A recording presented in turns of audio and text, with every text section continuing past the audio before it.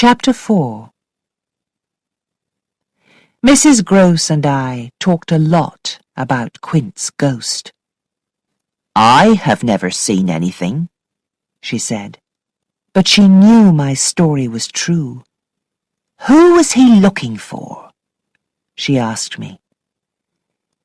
"He was looking for little Miles," I said, because I suddenly knew that it was true. Mrs. Gross looked frightened. "The child?" she asked. "His ghost wants to find the children." "How do you know?" I know! And you know too, don't you?" She did not answer. So I continued, "Miles never speaks about Quint. Isn't that strange? He says nothing to me.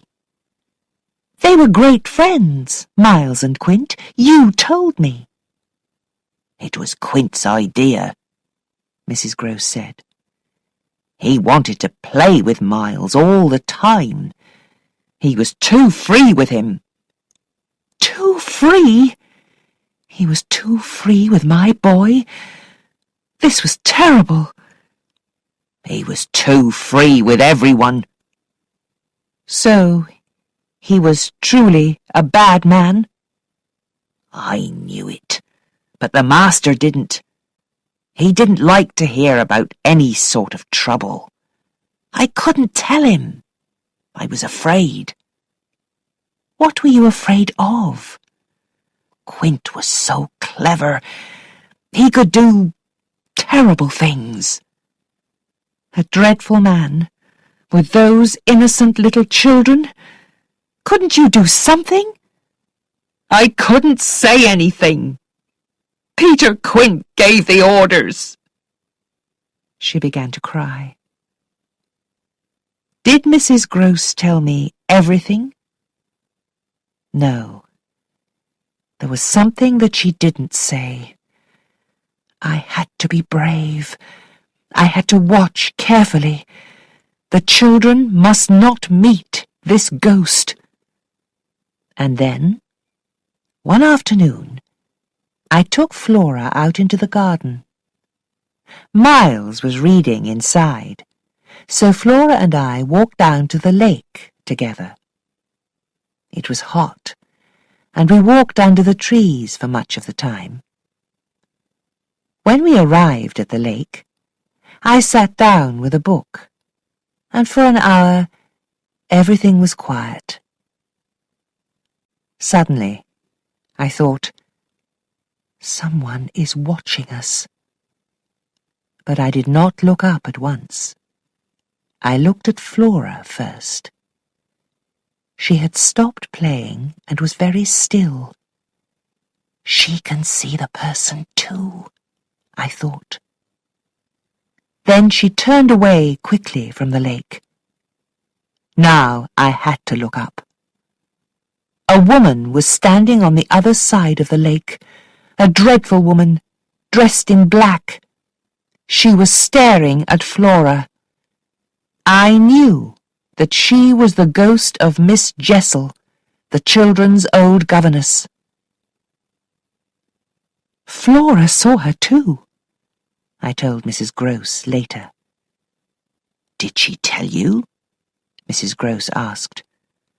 "No, and that makes it more terrible. The woman has come for Flora. The way she looked at her—" Mrs. Gross turned white. "She was dressed in black?" "Yes, and she was handsome. She was a beautiful woman, but a bad one." "They were both bad," she said at last. "You must tell me about them now," I said. "They were together," she said. "They were lovers, but she paid a terrible price for it. Yes, she suffered, poor woman. He did what he wanted." "With her?" "With them all. How did she die? I don't know. I didn't want to know. But she couldn't stay in the house after that. She had to leave. She was a lady, and he was only a servant. And Peter Quint, how did he die? He drank too much one night. He came out of the bar in the village and fell down on the ice.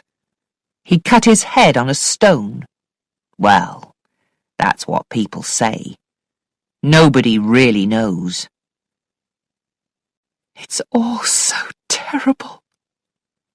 And now I began to cry, and Mrs. Gross took me in her arms.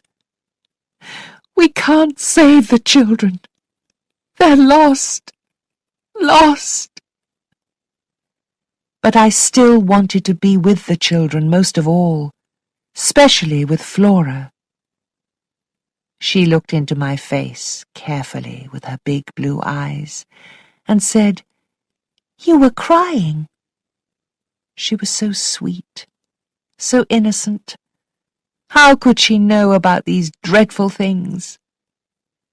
And Miles. I asked Mrs. Gross about Miles. He was sometimes bad, you said to me. How was he bad? Naughty, she replied. I said naughty, not bad. Please tell me, I continued. He's always so good with me. So, when he was bad or naughty, it was unusual. What happened? We were talking late into the night, and now the grey light of morning was coming. Mrs. Gross was silent for a minute. Then she answered me. Quint and the boy were together all the time. I didn't like it. I spoke to Miss Jessel about it. She was angry with me. It's none of your business, she said. So I spoke to Miles. You told him that Peter Quint was only a servant? Yes. You're only a servant too, he answered me. And there were times when he and Peter Quint were together for hours, but he said, I haven't seen Peter today. He lied to you? Mrs. Gross seemed surprised by this word. Yes, perhaps he did. And he knew about Quint and Miss Jessel? I don't know. I don't know. Yes, you do know. And we need to know more.